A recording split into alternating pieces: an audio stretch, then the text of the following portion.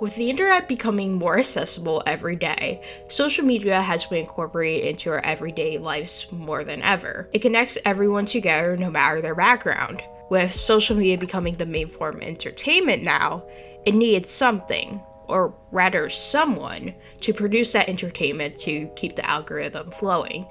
This has created a whole new job market that is as simple as signing up for an account and starting to post.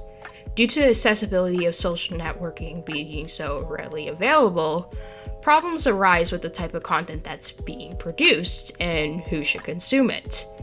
At the same time, social media is commonly used for self-expression. Everyone is different and has their own preferences. Where does this responsibility lie?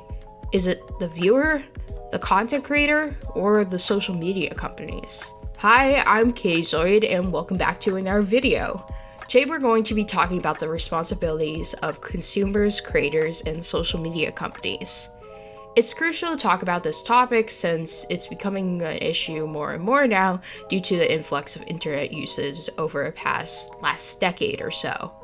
I'm an artist, so a lot of things and examples I'm going to be talking about are going to be more focused on that. But since this topic is so general, you might find that a lot of the points that I bring up are universal to other parts of the internet.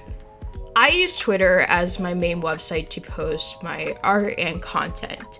It has a massive art community due to apps like DeviantArt and Tumblr. Self-destructing. Along with the internet evolving, technology besides it has been too. Digital art started becoming more mainstream, with drawing tablets being cheaper and even some big name tech companies starting to get involved. This has definitely started a new age of young artists who are eager to grow artistically and get a following along the way. Most social media websites have a general age limit to try to prevent some of the issues we're going to be talking about today, but since the internet makes your identity pretty much anonymous, it's just a way to remove responsibilities from the companies themselves. See where a lot of this comes to play? The art community isn't just made out of kids, there's also an adult audience. With that comes more mature content that isn't the best for kids to see, let alone consume. With it being extremely easy to lie about your age on the internet, it has created this weird dynamic between minors versus adults on whose responsibility should it be to prevent unsolicited or intentional consumption of mature content. It's been a mixture of account reporting, callouts, and fighting to drive people off of these platforms. You see where it gets, let's say, messy? I feel like I should make it clear. Nobody should be forced off of social media just because there's a certain group of people on it. If you couldn't tell by the name social media, it's the number one way now to communicate with people no matter where you are. I think anyone with internet has the privilege to make an account. Obviously, if you're below the age of 18, you shouldn't be on any websites that clearly state the 18 plus rule. I'm more talking about general websites like Twitter, Instagram, and TikTok. So, whose responsibility is it then? If you sign up for a social media account, you automatically have the responsibility and privilege to consume the content that you're allowed to and want. I understand.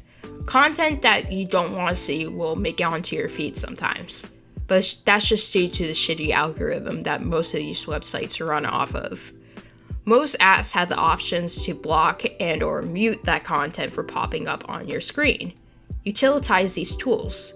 Just because you don't like the content someone else is producing doesn't mean that they're responsible for your feelings. Due to the nature of the internet now, you don't have all that freedom that, let's say, you had a decade ago. You're going to have to do certain things that you may not like. Let's say that you're a not safe for work account, since how they manage the consumption of their content has been a quite controversial topic lately. I believe you have the right not to private your account due to minors being on the same platform, but you need to understand at the same time that how you present your account will come with different responsibilities.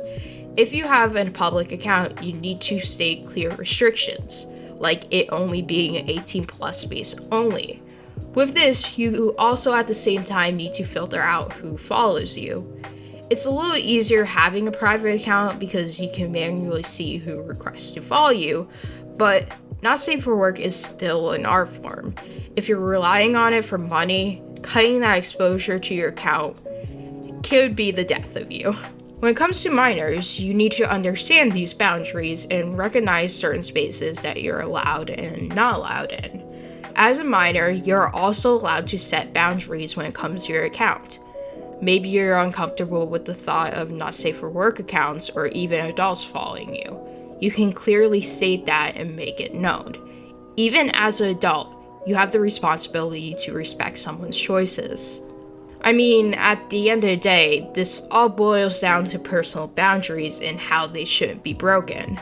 I believe that just harassing everyone is going to create an even more hostile environment for everyone, and it just will make everything worse. So we've talked about content creators and viewers, but now let's talk about the social media companies. I know at the end of the day, whoever produces the content has the most responsibility for it, but I feel when people have this conversation, they always leave out the companies who can greatly affect and change things.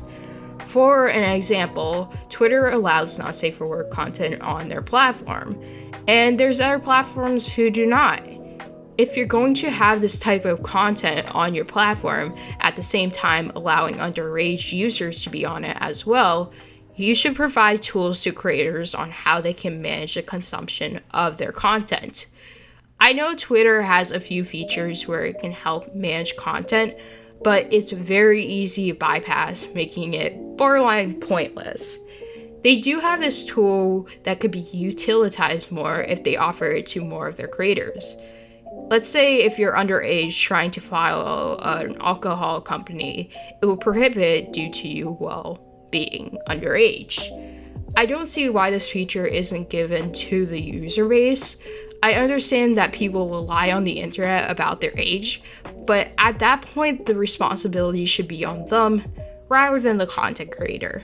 So if you're a content creator, set boundaries for your content, and viewers respect them. Also, social media companies offer more tools for the people who keep your platform running. Simple as that. So, what are your thoughts on this topic? Who holds responsibility in your opinion, or how can companies offer better tools to content creators? As always, I hope you enjoyed, and I'll see you next time.